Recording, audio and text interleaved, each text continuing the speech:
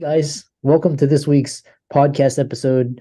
I've got a really fantastic guest for you today, John Chan, and he's an entrepreneur with a passion for user experience design, and he's CEO and co-founder.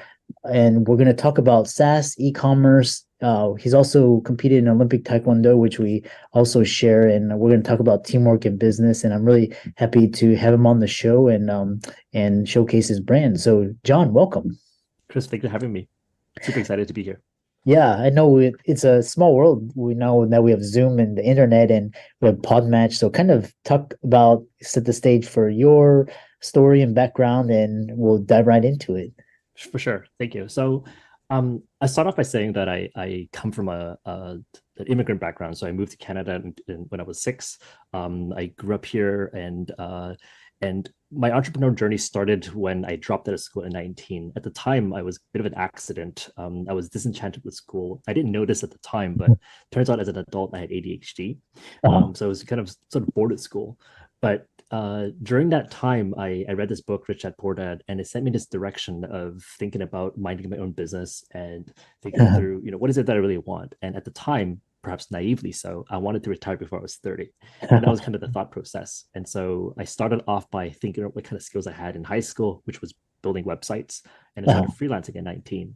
And it kind of set me on this path of being a user researcher and user experience designer, to running my own consultancy, doing conversion rate optimizations for different brands and businesses, all the way to, fast forward to nowadays. I run a growth marketing agency with my wife where we help e-commerce and software businesses with running their paid social and paid search campaigns to grow and help them generate new sales.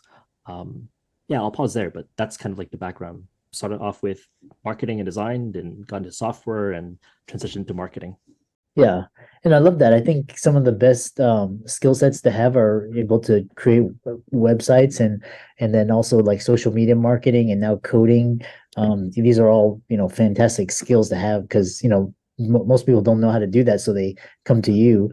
And so what's interesting is this idea of because you integrate user experience design.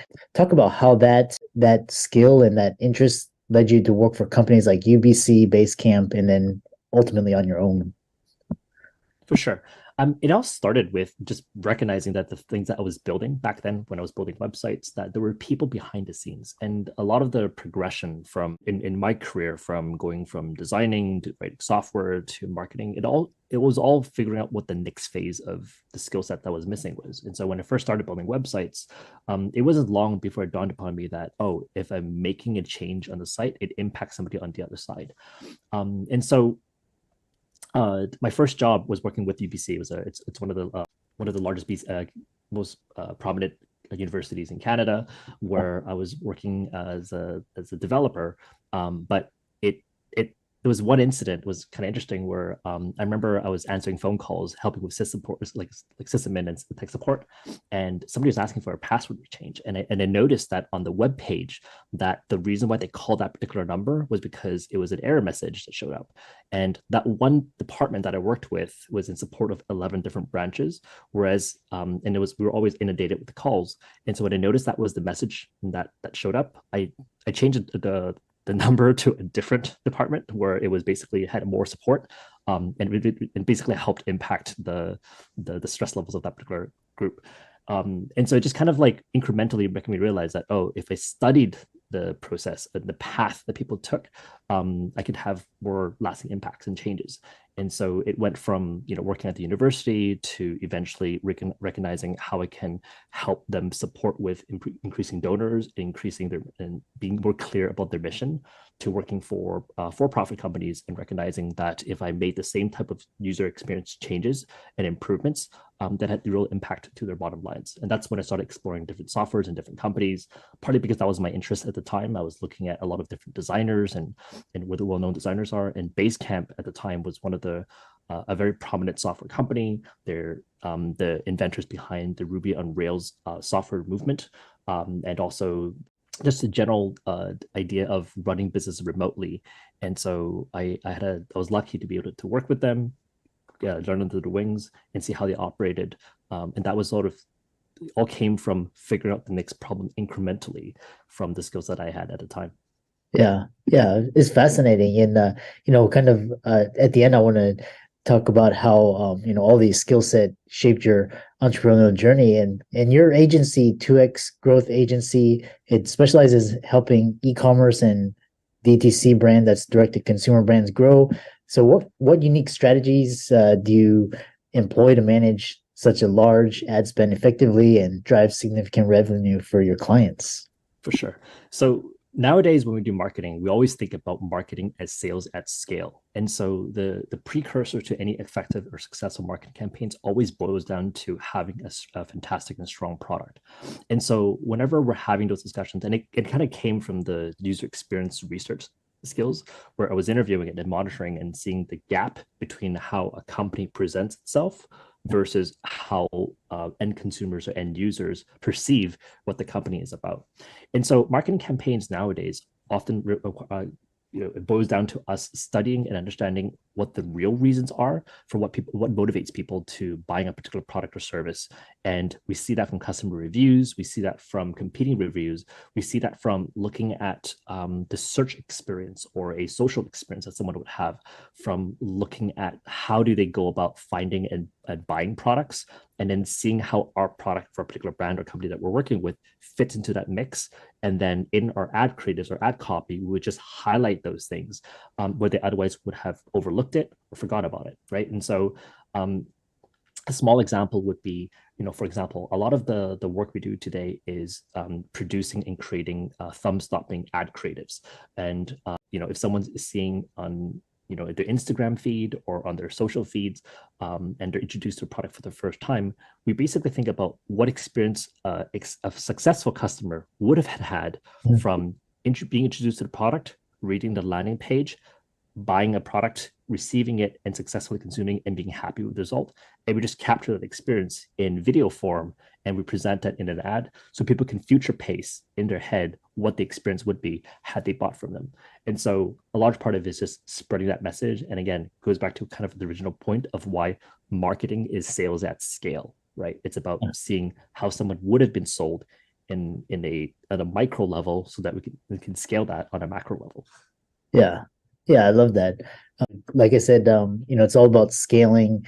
And then the other question is, so kind of entrepreneurial wise, you've had some challenges. It's like entrepreneurship is not for the faint of heart. And in your experience, what are kind of the most common challenges entrepreneurs face in the digital space, and how can they address them? Hmm. There's a lot of different things why business will not work, right? And so I think, for my own journey, I think from the different businesses that I've had to the ones that have worked really well versus the ones that have not, I think of the few conditions that lead to success. And for a while, it took me a long time to learn this one aspect about my skill set and myself, and it made me realize that when I look at other founders and entrepreneurs, I see that sometimes they have a lot of blind spots in the same way that I had, which really boils down to a lot of us have unique strengths and skill sets and weaknesses that we otherwise would not have recognized. But if you go back to your childhood, if you look back at your journey of growing up, the conditions that led you to pick certain choices or certain paths, they're really signs for what you're really good at. And a lot of part of running a business is recognizing how could you apply the things that are uniquely skills that you develop that make you unique, that you're really good at, and just Yeah. keep focusing on those and applying that in a work environment, and then finding partners or hires to bridge all the gaps that see the condition of a successful business. A lot of it really comes down to that now. And so even as I think about why we run an agency today, a large part of it comes down to recognizing that we weren't as good as building a product from 0 to 1, from how to start from nothing, Uh, compared to taking a company or a business that have existing sales and metrics or data from going from 1 to 10. And so when you recognize that's your skill set and that your strength, then just focusing on taking companies from 1 to 10 is much better. So rather than, for example, in the future version of our business, rather than starting new brands or starting new companies, we think we're much better off at acquiring or buying businesses to grow. yeah. Yeah, I love that. And kind of it kind of resonates with your journey because you realized for a long time it kind of school system like holds you back because it's like I find that the school system holds a lot of people back that are either very advanced or very entrepreneurial, and it's kind of like once you find that you can go to from instead of going from 0 to 1, as you said, going from 1 to 10 and kind of doing your thing, you accelerate so much faster. This is quite interesting, and it's like advice for e-commerce businesses. And if you, for those looking to scale, what key pieces of advice would you offer, and especially in terms of digital marketing and creative development?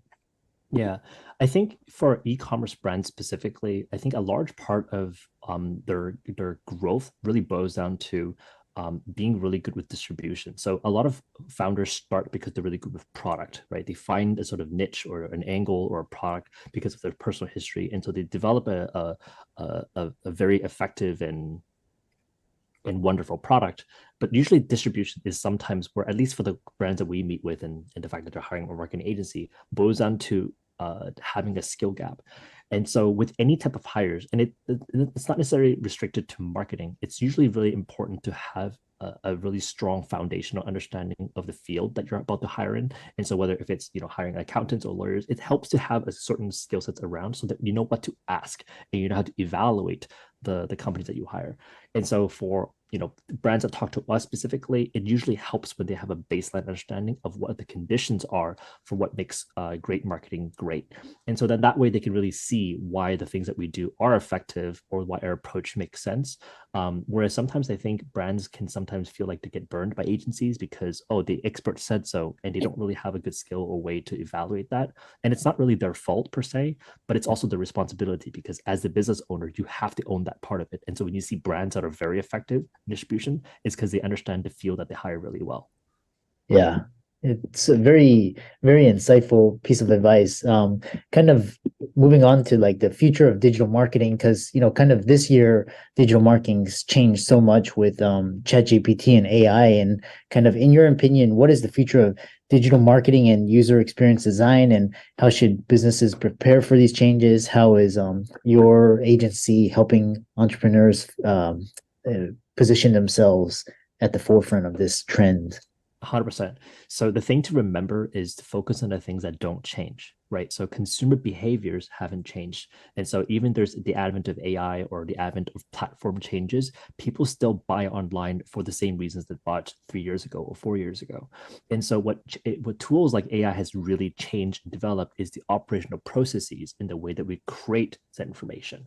And so in our field specifically, a lot of the work that used to be handled and managed by junior copywriters or even intermediate copywriters, for example, has not gone away because the production capacity and the production speed Uh, for tools like ChatGPT or replace any sort of AI tool has leveled the bar very quickly.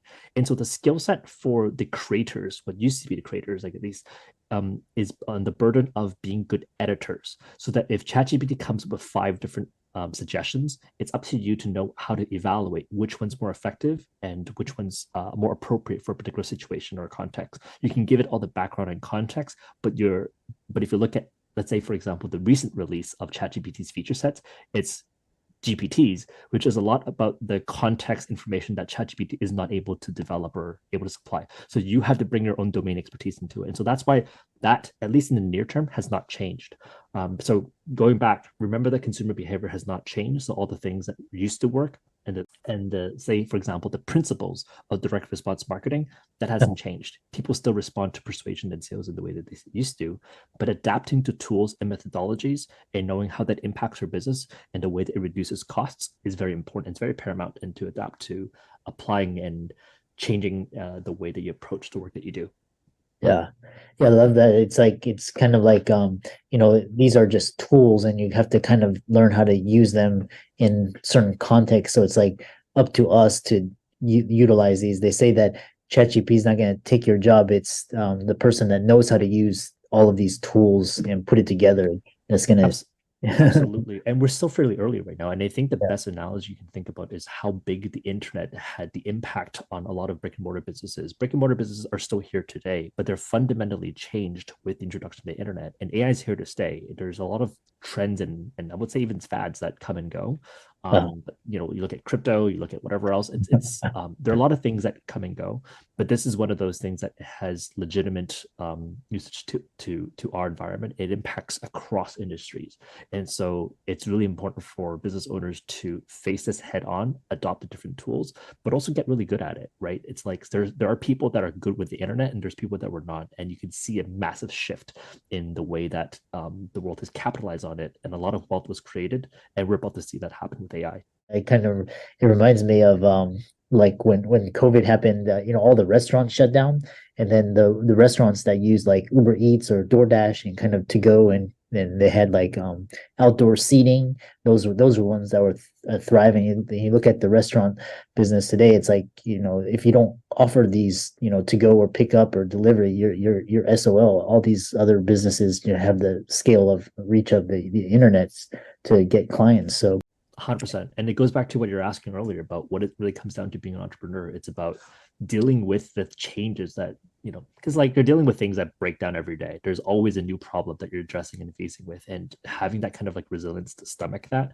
and also being able to chart and navigate that, and also having a good mix of reasoning and your gut instinct of how to navigate those uncertainties, I think is a mark of a really excellent entrepreneur. And the people that I look up to, the people that I respect, often are really good at making decisions in the face of uncertainty. yeah. Yeah.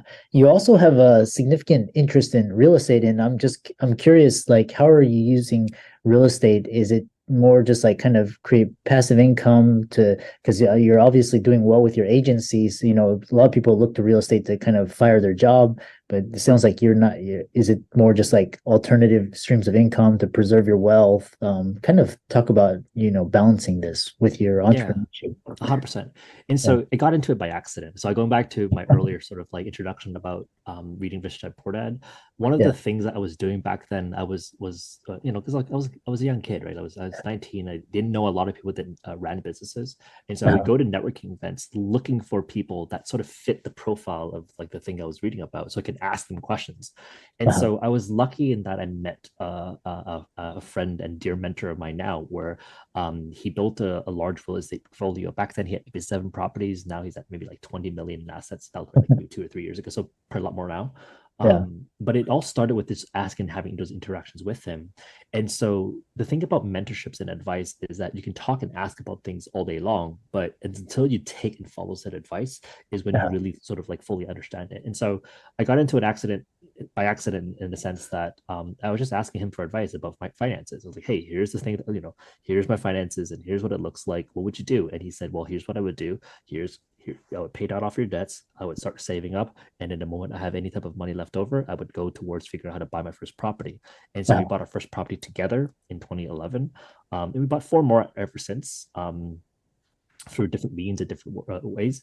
But nowadays, as I think about how I got into it versus how I think about it now and what I'm about to do for the next 10 years, Yeah. is that I see the businesses that I run is cash flow generating businesses. It's Yeah. really important to have that. And it also keeps my skill set sharp in being on the forefront of changes in technologies and what have you. But real estate is a very slow moving sort of like business, right? It's very operational heavy and focused, Yeah. but the skills don't really change over time that much. And so I look at that as wealth preservation, exactly like you said, where there's a skill set and businesses that help generate wealth and a place to deploy it to.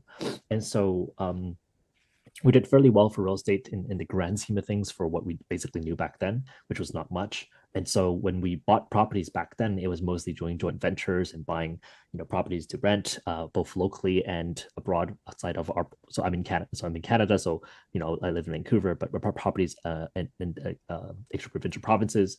And so nowadays, as we're getting back into the first 10-year cycle of the real estate boom and bust, now we're Uh-huh. looking forward to the next 10 years of how to acquire larger and larger properties. And so I think next time we go about this, rather than doing joint ventures, we're looking to raise a fund to acquire multifamily units. And that's what we're probably going to do for the next 10 years. Yeah. Yeah, it's fascinating because even a lot of my friends like in the past, they were questioning like why do they get into real estate? They have these high income jobs, but the younger generation understands that, jobs are not gonna always be there. So you have to have some way to preserve your wealth and, kind of, especially with inflation and taxes and debt and all of that and kind of real estate is kind of a way to hedge. And it's great. And they say that real estate is a sure thing, but it's a slow thing. And it's kind of like you have to, if you take care of the property, you buy in a good location, it most almost always appreciates, but it's slow. So kind of concluding, which is one interesting, is you were on the Canadian national team in Olympic Taekwondo. And how has your experience in sports influenced your approach to business and leadership? And how does personal growth and development mean to you as an entrepreneur and athlete? I love that question because I think about that a lot, and then I don't realize how important that was until Uh-huh. I got into whatever I'm doing, like sort of like 5 or like years afterwards, right? Yeah. I think what athletics have taught me at the time, and I was lucky because I was trained under an Olympic coach. I tried to work towards being Olympian, never made it. Ended up joining Team Canada for different occasions for different aspects of it. I was on the World University team between in 2007 and 2011, Uh-huh. competing for Team Canada and also the World Poomsae in 2006. But the progression for being in athletics have especially in Canada, where there's not a lot of carded and professional athletes, you're doing it on a vocation. And it meant that whenever you get into any field, I think it taught me the persistence of grinding through long periods of a stretch without seeing immediate results. And I think when you look at business, a large part of it is, you have a lot of scenario situations where you just want to throw in the towel. And Uh-huh. I think athletics could have like forced me out of that. And so it made me really deeply question, what am I really doing it for? And it kind of gave me a way to internalize and look within on how to find out my own answers instead of looking around and see what I'm just doing what everyone else is doing. And so it Uh-huh. kind of gave me that sort of sense of direction. I think that's what I looked a really large thing. But the other piece that it taught me was that a mark of entrepreneurship really comes down to, we talk about, the overnight success, and then you see the meme of overnight success of like 10 years of absolute nothing, and then like year 10 or year 11 you have like this huge spark and growth, right? And Yeah. so in athletics it kind of caught me the similar thought where, looking back, I got put into taekwondo because my parents put me into martial arts, right? But I don't necessarily think that it was actually the best sport for, whether it's personality or skill sets or what have you. I think the ADHD, well, the psychological management part was kind of like particularly challenging for me, but Uh-huh. I didn't know about that from performance perspective at the time. But I stuck through it for so long that basically everybody else retired, or I just outworked everybody. And it Uh-huh. kind of gave me the sense that if you just did that in a lot of different fields, you can get to the 95th percentile or the 10th percentile to be world class, even if you're not at the top percentage. And I think that takes sort of different level of the right conditions, the right environment, the right people, and also the right sort of natural sort of conditions that make you a strong athlete. And so Uh-huh. even if you didn't have that by birth and you had everything else, you could still outwork and get really far. And I think the same could be said of business, where if you, a lot of times it's just don't die, right? In your company, in your business, if you can find ways to survive and get through the next payroll or the next thing to get to the other side, you see Yeah. a lot of things play out that way. And that happened certainly with us in real estate. We had a lot of near-death experiences. It happened with our agency and the business that I started with my wife. And we've also had our best years because we grounded through the tough parts. And I think athletics really drilled that into my head. Yeah. Yeah, I love that. And kind of just because like even like Neil Patel and just like you see a lot of people, they during pandemic and COVID they started all these podcasts and YouTube channel and it exploded, but then they just quit. And then kind of if you like slow and steady, it's like you already outpaced them. So really interesting. If people want to find out more about you, check out your website, follow your social media, check out your agency, how can they do so? Sure. So our agency is 2x.agency. So you can learn about us and our services there. I'm on Twitter.